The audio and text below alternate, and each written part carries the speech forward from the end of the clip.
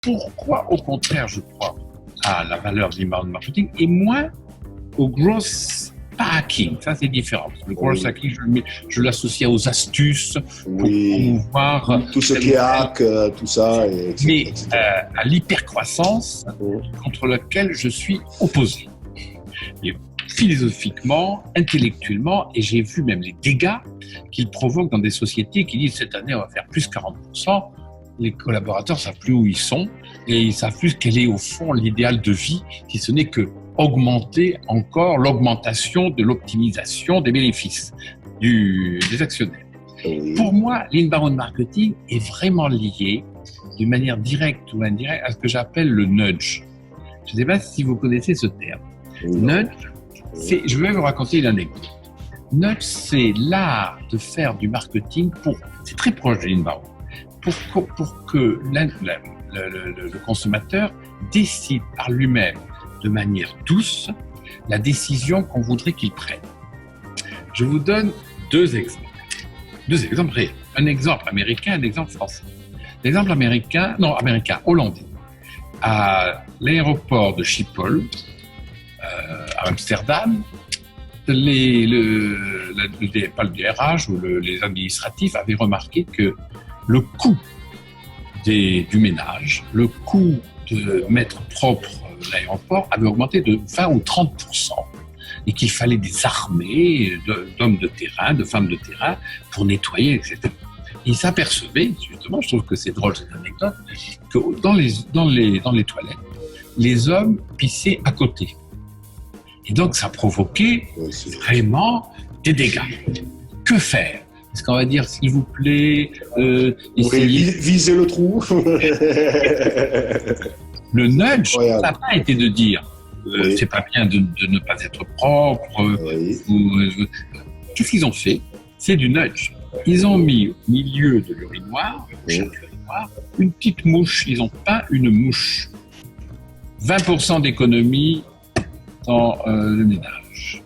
C'est-à-dire qu'inconsciemment, les hommes avaient l'idée, par cette conviction homéopathique, d'uriner directement sur la bouche. Autre exemple, plus sérieux, mais aussi tout aussi concret. Nous avons comme client le cabinet Dorman, qui j'ai appliqué le nudge, qui est un des leaders français du recouvrement de créances. Quand vous voulez recouvrer des créances, vous avez deux possibilités. Ou bien vous êtes coercitif, méchant, si vous ne payez pas. Et d'ailleurs, moi j'avais été consultante Orange qui a envoyé au départ des lettres. Monsieur, selon la loi numéro 2992 alinéa, vous avez dépassé de temps ce que vous nous devez. Si vous ne payez pas, on vous coupe le téléphone. J'ai tout changé.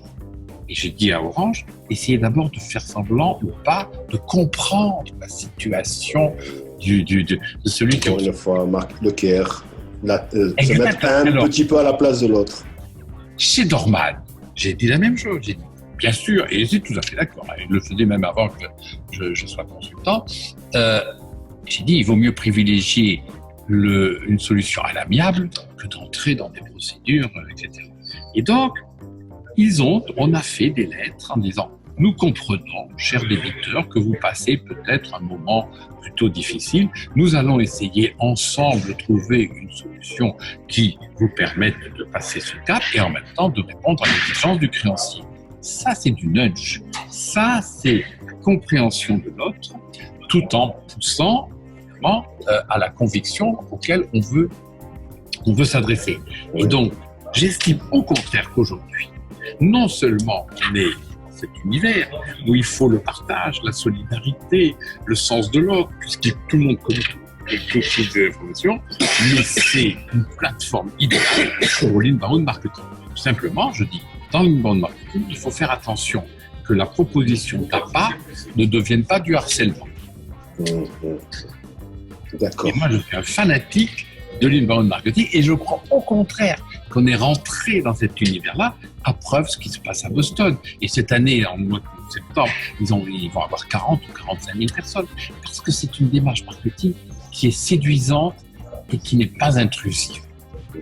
Est-ce qu'on peut, pour résumer, en disant qu'à l'heure de la digitalisation, on remet l'humain au cœur de cette digitalisation? Alors, il faut faire attention. Au moment de la digitalisation, il faudrait, avec force, avec conviction, remettre l'humain. Et l'attention. Ce n'est pas naturel. Parce qu'effectivement, à force de faire de la digitalisation, on peut perdre de vue cet aspect-là. C'est pour ça que, quand moi je conseille à un client, je dis vive la digitalisation, mais n'oubliez jamais de laisser un numéro de téléphone où on peut joindre quelqu'un nominativement et qu'on peut avoir une voix qui vous parle au téléphone.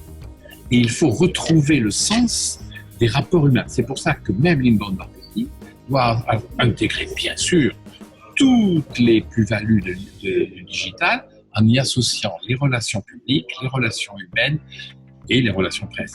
Mais perdre l'humain, un jour, la société, les gens s'en détacheront. Nous arrivons quasiment à la fin de notre rencontre, de cet entretien. Alors, j'ai envie de vous poser la question. Je sais que vous êtes un homme de lettres et de théâtre. Dans quelle mesure, dans votre pratique de tous les jours professionnelle, dans quelle mesure il y a une rencontre entre les lettres, peut-être même plus précisément le théâtre et l'inbound marketing chez vous, pour vous et peut-être même éventuellement pour vos clients? Alors, je voudrais commencer en vous disant une belle phrase d'Oscar Wilde qui est sur le recto de ma carte de visite. Il n'est qu'une chose horrible en ce monde, un seul péché irrémissible, l'ennui. C'est-à-dire, quoi que vous fassiez, quelles que soient les belles théories, même tout ce que je vous ai raconté, même aussi intéressant ou docte, si vous êtes chiant, personne ne vous écoute. Alors moi j'aime bien même les gens qui ont des théories, je vois avec nos clients qui nous avons le produit le plus extraordinaire, technique, etc. Si vous emmerdez votre public, il disparaît. Donc, je pense que mon amour du théâtre m'a permis peut-être d'avoir une approche désirable de la rencontre humaine. Parce que le théâtre, c'est l'art de séduire, c'est l'art de se mettre à la place du public même, et de donner au public peut-être les clés de leur propre personne, de leur propre personnalité, de leurs propres sentiments.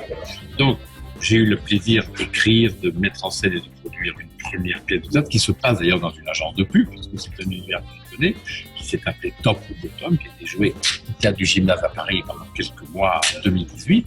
Et aujourd'hui, je me permets de dire un mot, je vais produire une pièce que je n'ai pas écrite, un Américain qui s'appelle William Gibson, qui s'appelle Deux sur la balançoire, qui a eu un très grand succès en France il y a une dizaine d'années, que je vais reprendre. Et effectivement, je pense que, d'une part, cette pièce va me permettre pour la première fois en France de mettre en œuvre, à propos d'un art vivant du théâtre en particulier, toute la stratégie de l'inbound marketing. C'est-à-dire que pour attirer les spectateurs, je vais avoir ce plaisir d'associer l'inbound marketing au théâtre.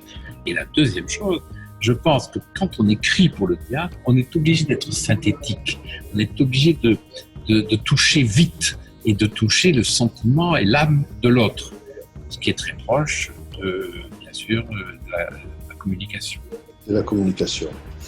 Vous parlez, je sais qu'en tout cas vous êtes attaché à la notion d'impertinence et par ailleurs vous parlez, d'ailleurs c'est le sous-titre sauf erreur de ma part du livre que j'ai lu, que j'ai eu le bonheur de lire, Inbound Marketing, de cet accompagnement du Sherpa. Alors, impertinence, Sherpa, deux mots. Alors, comme Brian Halligan, il avait trouvé 4 étapes, j'ai trouvé que le terme, les 6 étapes que j'ai énoncées, pouvait s'identifier à un Sherpa. Parce qu'un Sherpa, c'est celui qui accompagne le montagnard en haut des cimes. Absolument. Donc, nous, en tant qu'agence, on pourrait être même un Sherpa, c'est celui qui va, j'espère, accompagner mes clients pour aller vers les cimes de l'augmentation du chiffre d'affaires via 6 étapes de l'inbound marketing. L'impertinence, c'est lié à la phrase d'Oscar Wilde, et que je trouve que quand vous avez en face de vous qui manie avec intelligence, avec saveur, l'impertinence, vous êtes suis sûr que vous l'appréciez, je suis sûr que vous trouvez dans une situation d'empathie.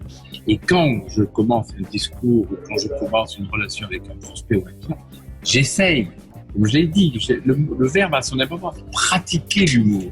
Je le pratique en permanence pour apporter cette notion de décalage humoristique qui ne m'empêche pas de parler et de conduire une conversation. De manière sérieuse. Je suis certain que vous l'avez constaté comme moi.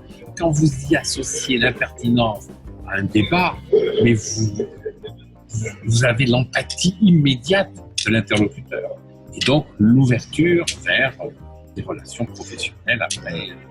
Et puis, ça permet de créer des réactions qui font émerger peut-être même les priorités, les vrais besoins conscients et inconscients. Rapport humain, qui font émerger une relation différente. C'est vrai que, je me permets de le dire, j'ai fait une grande conférence à Abidjan devant centaines de chefs d'entreprise. J'ai terminé mon propos sur l'inbound marketing par un poème. C'était la première fois de leur vie. Mais un poème qui a un sens lié à l'inbound marketing. Je ne vais pas vous le dire là, et que j'ai appelé la classe, que j'ai écrit, parce que la classe c'est le miroir. Et je disais vraiment, il faut que votre image se projette comme un miroir dans l'esprit de vos clients. Et j'ai écrit un poème sur la classe. Merci à vous, Gabriel, pour ce très riche moment. Alors, pour finir, finalement, où c'est qu'on peut suivre votre actualité, où est-ce qu'on peut vous retrouver sur Internet et en apprendre beaucoup plus, mieux sur l'inbound marketing. Alors, ceux qui aiment, je dirais, Paris, ils peuvent, et je leur conseille, me retrouver place de Fürstenberg, parce que c'est la plus belle place du monde. Je sais que Nice a une très très jolie place aussi. Oui.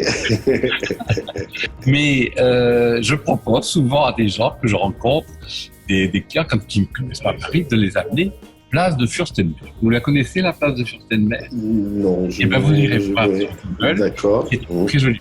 Ça, c'est évidemment par humour que je trouve que commencer à me rencontrer Paris par la place de Fürstenberg, c'est déjà... C'est un bon départ. Un très bon départ. François Sagan y a habité, Delacroix y a son musée, c'est une place dans le 6e arrondissement. Et pour être plus sérieux, effectivement, alors il y a 2 manières de nous rencontrer, 3 manières.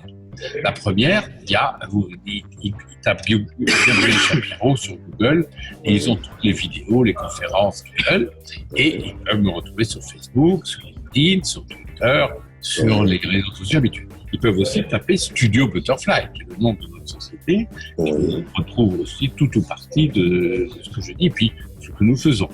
Et puis aussi, ils peuvent, s'ils suivent sur LinkedIn, me retrouver dans des conférences que je donne en France, ou même s'ils veulent me suivre à Abidjan, ils peuvent m'y retrouver. D'accord. Et pour Nice, alors, la prochaine conférence, ou en tout cas sur la Côte d'Azur?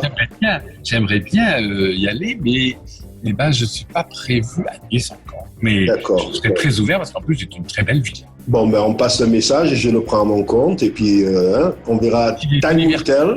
Des universités ou alors Sophia Antipolis. Mais oui, bien sûr. M'inviter, je serais très heureux. Où je vais, pour la petite parenthèse, je me permets de parler un petit peu, où je vais m'installer dans 1 mois et demi, une petite start-up, voilà. J'avais eu un client qui se trouvait dans la ville d'un pastis qui était très connu, j'oublie le nom. Et alors, j'ai fait offrir ce pastis à tous les nouveaux clients de cette société. La société s'appelle Exis et Frontignan. D'accord. C'était le muscat de Frontignan. Voilà une des premières mesures d'inbound marketing que j'avais fait mettre en œuvre chez la société Exis à Frontignan, très jolie à côté d'Aix-en-Provence.